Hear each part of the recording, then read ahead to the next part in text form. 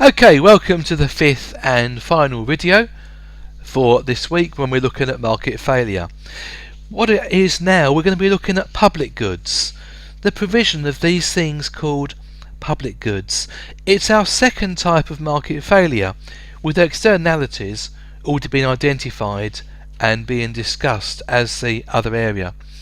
Now, with public goods, in some cases there is very great social benefit, but very little incentive for private production, and therefore the free market may not actually produce these goods at all.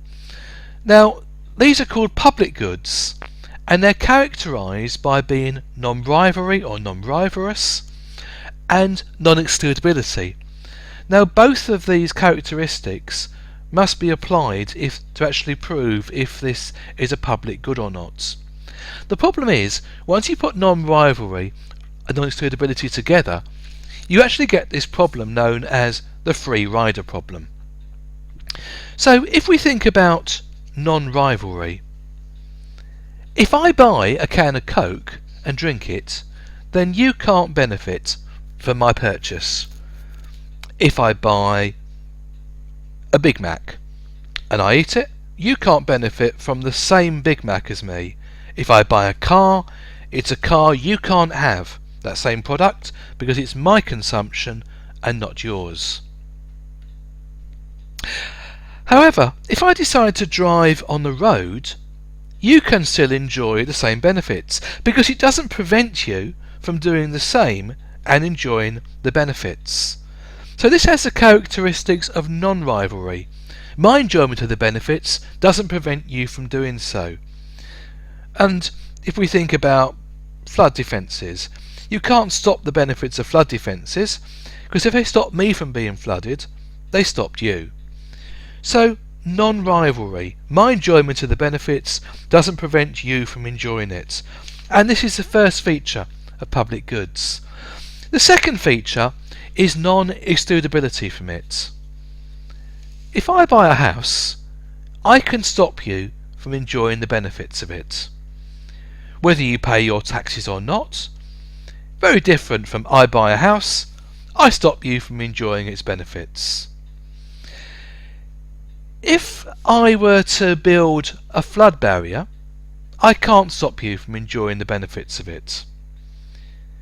You can't be stopped from enjoying the benefits from the armed forces, which protect this country, or the police, or the healthcare, and these are characteristics of non-excludability.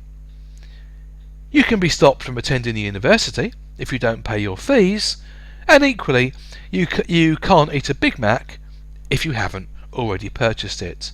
But with a public good, this issue of non-excludability.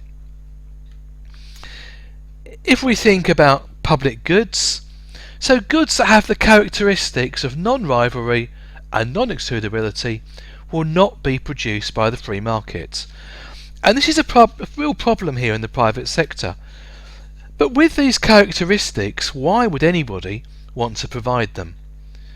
Non-rivalry and non-excludability.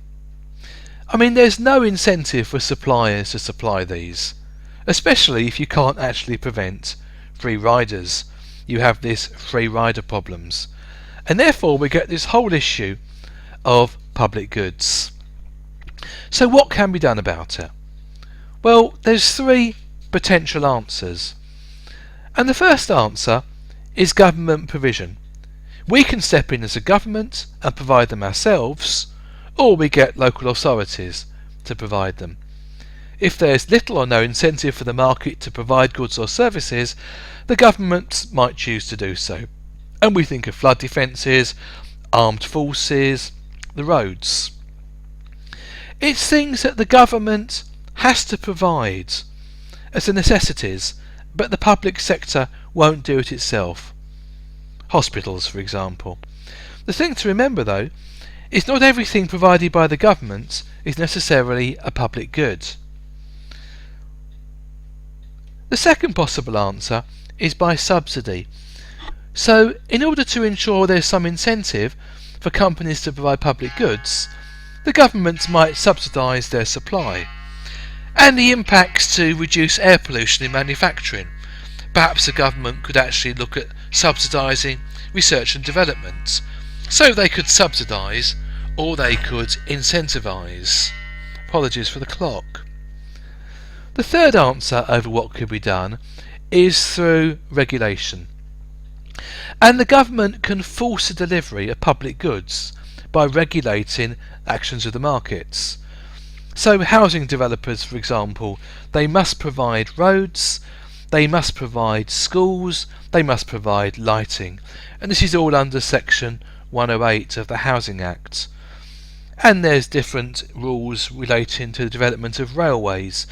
There's limits to permissible pollution limits. And there's also regulation, for example, things like seat belts.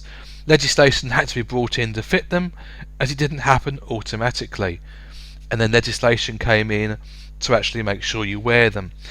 So, important to remember that public goods must be non-excludable and non-rivalrous. And we see this whole issue of the free rider problem and the impacts on a firm in the private sector not normally taking on producing public goods, and they have to be encouraged to do so by subsidy, by regulation, or alternatively the government has to step in and produce them themselves. And we'll be exploring these in more detail in the lecture. Thank you.